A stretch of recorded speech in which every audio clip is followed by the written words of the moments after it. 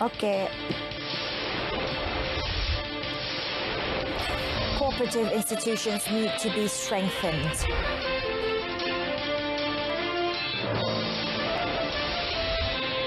E-hailing driver nabbed for allegedly trafficking drugs.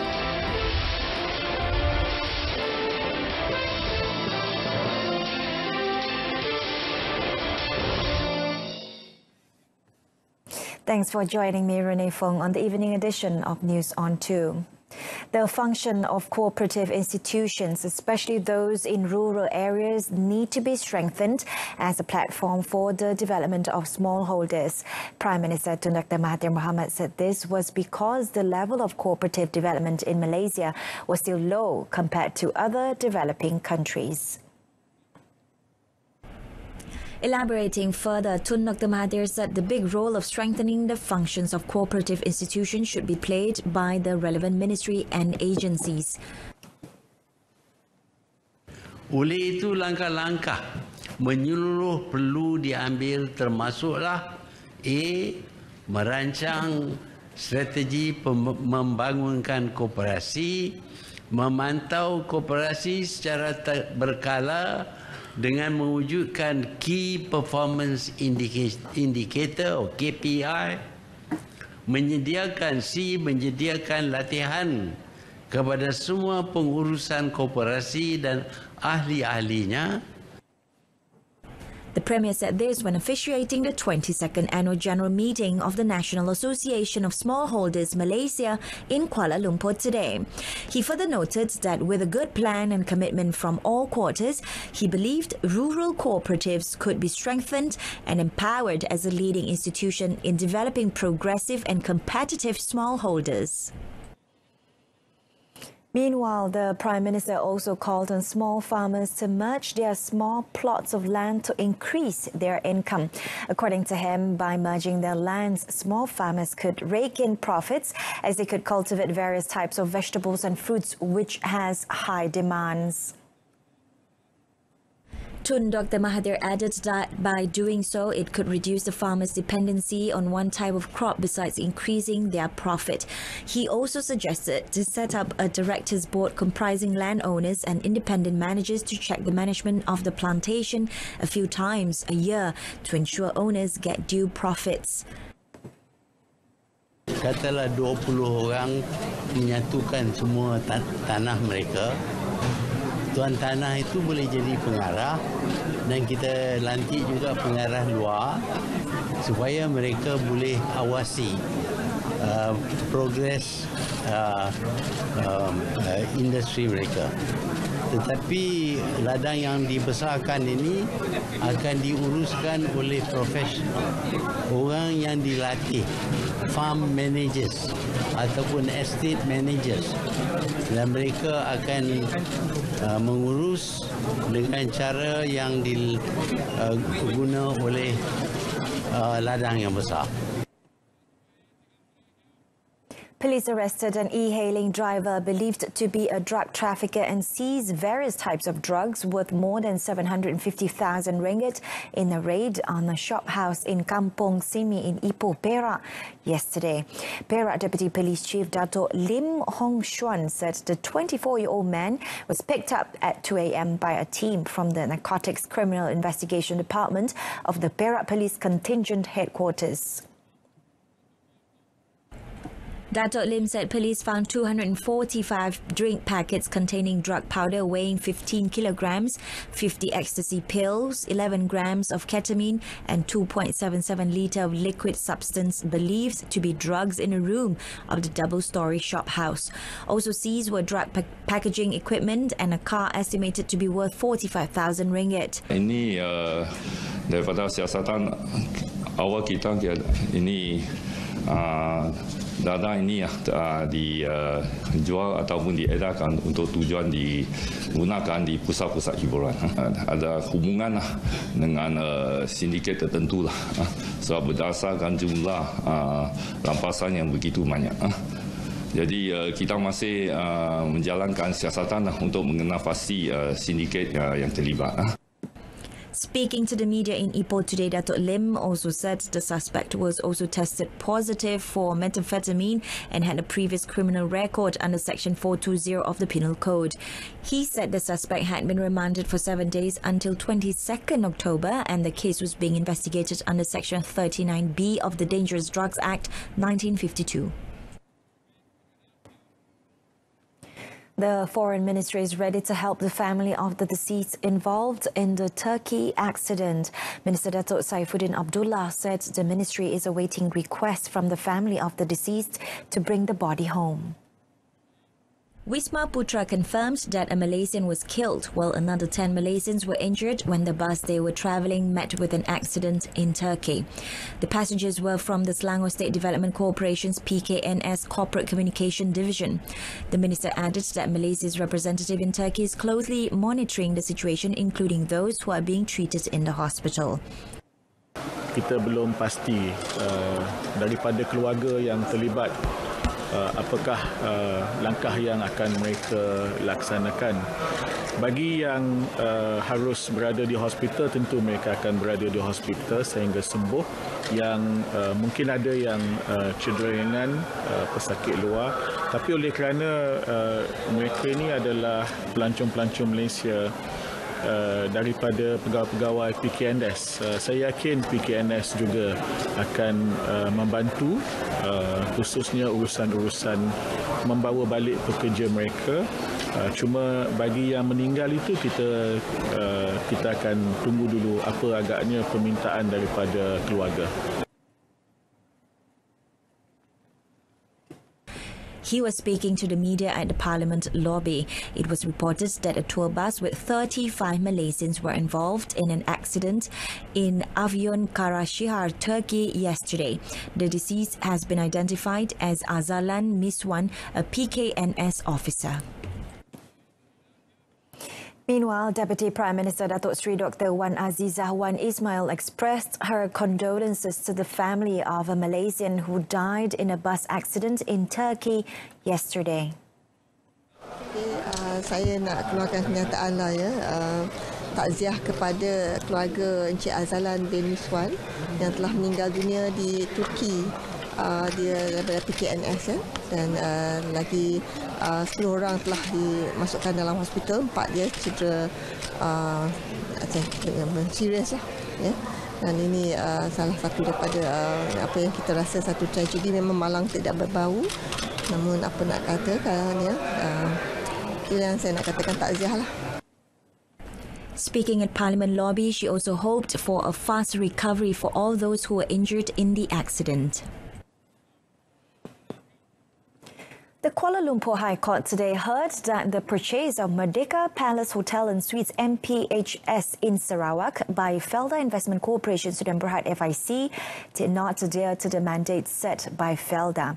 Former FIC Chief Executive Officer Muhammad Zaid Abdul Jalil said this was as Felda had said that any investment exceeding 100 million ringgit must first be brought to the Felda Board of Directors for approval. According to Muhammad Zaid, FIC did not obtain a Felda board's approval for the takeover of the 160 million ringgit Kuching Hotel as decided by its then Felda chairman Tan Sri Muhammad Isa Abdul Samad. It definitely did not follow Felda's mandate, Muhammad Zaid said when cross-examined by lawyer Datuk Salehuddin Saidin. He also said the Malaysian Anti-Corruption Commission MACC had detained him for 7 days in relation to the hotel purchase, but was only questioned on FIC's purchase of 2 hotels in Port Dickson and in the United Kingdom. Muhammad Zaid is the 15th prosecution witness in the graft trial of Tan Sri Muhammad Isa, who is facing 10 criminal breach of trust CBT and corruption charges, including for receiving over 3 million ringgit in approving the purchase of Merdeka Palace Hotel and Suites for FIC. Hearing before Judge Muhammad Nazlan Muhammad Ghazali continues. 49 deaths from 57,980 dengue cases were recorded throughout Selangor from January to 12 October. Selangor State Executive Councillor for Health, Welfare, Women and Family Empowerment, Dr. Siti Maria Mahmud, says the number showed a significant increase in dengue cases in the state by 77% compared to the same period last year. Elaborating further on the matter, Dr. Siti Maria said by the 41st week of this year, cumulative dengue cases in Selangor had reached 57,980, representing 55% of all cases in Malaysia. Among the districts with the highest cumulative dengue cases during the same period were Petaling with 21,858 cases, Hulu Langat 12,245, Klang 10,698 and Gombak 7,497. Dr. Siti Maria said 122 dengue hotspots had been identified across the state, including 39 locations in Petaling, Gombak 24, Hulu Langat 21 and Klang 14. According to her, the main factor for the increase in dengue cases was the high population density in Selangor. She also noted that the increase in the number of foreigners in Selangor, with the poor condition of their living quarters being a frequent source of Aedes mosquito breeding, also contributed to the increase in dengue cases. In this regard, Dr. Siti Maria said the state government was intensifying efforts to curb Aedes mosquito breeding sites around the state, and among its targets were abandoned buildings, illegal recycling centres, abandoned construction sites and vehicles, illegal up farms and areas with uncontrolled waste disposal. Yang di-Pertuan Agong Al-Sultan Abdullah Riayatuddin Al-Mustafa Billah Shah conferred the Panglima Gagah Pasukan Polis PGPP Award to Bukit Aman Criminal Investigation Department Director Datuk Huzair Muhammad. His Majesty presented the First Class Royal Malaysia Police Award to Datuk Huzair on the second day of the Police Warrior and Bravery Awards investiture ceremony held at Istana Melawati in Putrajaya.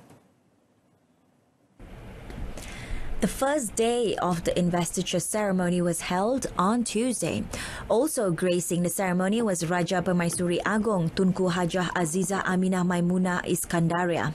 3 other recipients of the PGPP Award were Sabah Police Commissioner Datuk Omar Mamah, Pulau Pinang Police Chief Datuk T. Narena Sagaran and Bukit Aman Special Branch Deputy Director 1 Datuk Rosli Abbas. At the ceremony today, a total of 330 police officers received the Police Warrior and Bravery Awards. Of the total, 56 received the second class award, namely the Panglima Setia Pasukan Polis, 74 received the Pahlawan Pasukan Polis, 18 received the Satria Pasukan Polis, while 178 were awarded the Bentara Pasukan Polis. Also present were Deputy Home Minister Datuk Muhammad Aziz Jaman, Inspector General of Police Tan Sri Abdul Hamid Badur. A total of 80,625 cases of bankruptcy has been filed by the Malaysian Insolvency Department MDI from 2015 until August this year. Minister in the Prime Minister's Department, Dato' Liew Vui Keong, said out of the total 7,871 cases were recorded this year until August. Dato' Liew also said that individuals who were declared bankrupt through their lawyers could apply to discharge them from the MDI's bankruptcy status. Nevertheless, this is subject to the provisions under Section 33B, subsection 2A of the Insolvency Act 1967 and the assessment from the lending agencies. Jadi selain daripada itu, kerajaan juga dalam melalui Jabatan Insolvensi ini aktifly dengan izin Tan Sri Yang untuk menggemaskinikan rekod-rekod kebankrapan ini daripada sebelum kemerdekaan, di mana mereka juga telah pun dibankrapkan dan ada juga yang telah pun dibankrapkan sejak 60-an, 70-an dan 80-an sehingga 90-an sehinggalah hari ini. Jadi saya mengambil maklum bahawa memang terdapat ramai yang telah pun dibankrapkan mengikut jadual-jadual yang saya telah pun katakan tadi. Ada yang lebih daripada 15 tahun. Commenting further, Datuk Liu said the government is working on various measures to reduce cases of bankruptcy in the country through various programs, including outreach program organised by the Insolvency Department to increase awareness on bankruptcy issues. In addition, he said the government through Bank Negara Malaysia's Credit Counselling and Debt Management Agency AKPK has also organised programs involving financial planning to address financial management issues at the pre-bankruptcy stage. Only foreign workers who are confirmed healthy will get a temporary employment visit pass PLKS and be allowed to work in Malaysia. Health Minister Datuk Seri Dr. Zulkifli Ahmad said this is to avoid the spread of any dangerous or contagious diseases in the country. Bagi pekerja asing yang disahkan tidak sesuai bekerja ataupun gagal pemeriksaan, mereka diminta pihak majikan untuk menghantar mereka pulang, dan hanya pekerja asing yang sihat akan diberikan apa yang disediakan sebagai pas lanjutan kerja sementara ataupun PLKS dari Jabatan Immigration. Ya, sekiranya majikan tersebut gagal membuat demikian untuk menghantar mereka pulang, PLKS untuk pekerja-pekerja yang lain akan dikenakan penalti kepada majikan tersebut dan tidak akan diperbaharui oleh Jabatan Immigration Malaysia. Datuk Seri Dr. Zulkifli also noted that foreign workers must first pass a medical examination that is recognised by their home country before they are allowed to enter the country. He was responding to a question from Sungai Petani MP Datuk Johari Abdul in Parliament. Communications and Multimedia Minister Gobind Singh Dio said implementation of the National Fiberization and Connectivity Plan (NFCP) will provide broadband access facilities in Orang Asli villages to further reduce the digital divide. He also said 365 out of 853 or 42% Orang Asli in villages had 4G cellular connection, while 702 villages, 82% had 3G access. Speaking in Dewan Rakyat today, Gobind said his ministry through the Malaysian Communications and Multimedia Commission MCMC had planned for holistic improvement and infrastructure for the Orang Asli by 2023. Pada masa ini, Tuan Ketua, pihak SKMM sedang merancang rancangan NFCP 4 yang akan melibatkan penyediaan dan penambahbaikan liputan selular dan juga jalur lebar yang dianggarkan di sebanyak 151 kawasan penempatan orang asli di seluruh negara yang pelaksanaannya dijangka bermula tahun depan. The minister was replying to a question raised by Lim Kit Siang, who wanted to get an update on cellular coverage in Orang Asli villages. The NFCP 5-year plan, spearheaded by the ministry, seeks to provide robust, pervasive, high-quality and affordable nationwide digital connectivity to all Malaysians. The government has put on hold the plan to build the country's first museum of nature in Putrajaya due to financial factors. Tourism, Arts and Culture Minister Datuk Muhammadin Ketapi said the government had previously identified several potential areas in Kuala Lumpur and Putrajaya for the construction of the museum. According to him, the ministry was working with the Water, Land and Natural Resources Ministry to build a museum. Satu task force telah dibentuk bagi membincangkan pelaksanaan cadangan pembinaan bangunan muzium ini di peringkat persekutuan. Beberapa kawasan di sekitar wilayah persekutuan Kuala Lumpur dan wilayah persekutuan Putrajaya telah dikenal pasti untuk tujuan pembangunan muzium ini, termasuklah sebidang tanah di Presin 5 Putrajaya yang sememangnya diperuntukkan untuk pembinaan muzium ini. He was replying to Papar MP Ahmad Hassan in Parliament today to a question on whether the ministry intends to build a museum in Sabah. Datuk Muhammadin said there were some things that needed to be considered before making a decision on the matter. This includes discussion with the state government on the suitable land for the construction of the museum. The Dewan Rakyat was also told today the number of tourist arrivals to the country have increased ever since the Pakatan Harapan helmed the government. Deputy Tourism, Arts and Culture Minister Muhammad Bakhtiar Wan Sheikh said the figures showed an increase of 2.7% of tourist arrivals and 4.7% of increase in revenue. Bagi tempoh Julai 2018 hingga Jun 2019, iaitu bagi satu tempoh yang ditadbil oleh Kerajaan Pakatan Harapan, adalah seramai 26,456,561 orang dengan jumlah pendapatan 86.9 bilion ringgit. Jika dibandingkan dengan tempoh yang sama, iaitu dari Julai 2017 hingga Jun 2018, jumlah ketibaan pelancong asing adalah 25,751,934 orang dengan pendapatan 83 bilion. Ini menunjukkan bahawa ketibaan pelancong asing telah meningkat sebanyak 2.7% pada tempoh tersebut. Manakala pertambahan pendapatan pula adalah sebanyak 4.7%.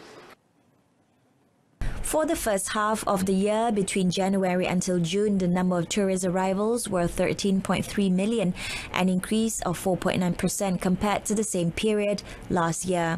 The highest tourist arrivals in Malaysia were from Singapore, Indonesia, China and India. Muhammad Bakhtiar was replying to Maran MP Datuk Seri Dr. Ismail Abdul Muttalib in Parliament today. Malaysia Airlines Berhad MAB launched Fly Malaysia, a brand campaign in support of Visit Malaysia 2020 VM 2020 today, with the aim of further enabling the airline via partnerships with relevant tourism bodies to promote Malaysia to the world. In a statement today, the national carrier said Fly Malaysia would heavily promote Malaysia as the preferred destination, as the airline would be working closely with Tourism Malaysia. The statement also said the campaign also works to encourage Malaysians to play a part by participating in the airline's several social media initiatives in promoting the country. The Fly Malaysia campaign will be visible via advertisements and MAB social media channels throughout the fourth quarter of 2019 until the end of 2020. MAB will also be seen embarking on more sales campaigns together with its sister airlines Firefly and MasWings to encourage Malaysians to travel locally and connect tourists to Malaysia. Malaysia Aviation Group Chief Executive Officer Izham Ismail meanwhile said with Fly Malaysia, the Malaysian experience comes alive the moment a traveller steps on board the aircraft. And for Malaysians, it is the familiar feeling of being at home wherever their journey goes. Throughout the campaign, the airline's WOW logo will be fashioned with the airline's iconic kebaya motif and complemented with a traditional batik design, which represents Malaysia's rich culture, heritage and diversity. Malaysia finally recorded their first win when they defeated the defending champions Great Britain 1-0 in their fourth match at the 2019 Sultan of Johor Cup SOJC Under-21 International Hockey Tournament at Taman Daya Hockey Stadium yesterday. The national junior hockey squad found their rhythm after being trounced 0-6 by New Zealand on Tuesday before drawing with Australia and losing to India in two earlier matches. Hockey Piala Sultan Johor 2019. However, in the first half, the game saw the two teams failing to find the net despite numerous attempts. In the 46th minute, Malaysia gave Great Britain a rude shock when a penalty corner was converted by Muhammad Muhibuddin Muharram, who emerged as the hero of the squad under coach Nur Saiful Zaini Nasiruddin too. Stung by the solitary goal, Great Britain fought back and failed to penetrate the Malaysian goal. The victory saw the junior squad having 4 points on the table, with Great Britain having 9 points so far. Malaysia is scheduled to meet Japan tomorrow, as today was a rest day for the SOJC tournament. And that concludes this evening's news on 2. In our top story, cooperative institutions need to be strengthened. Join us again at 12:30 tomorrow afternoon for more updates. I'm Renee Fong. Thanks for watching and have a pleasant evening.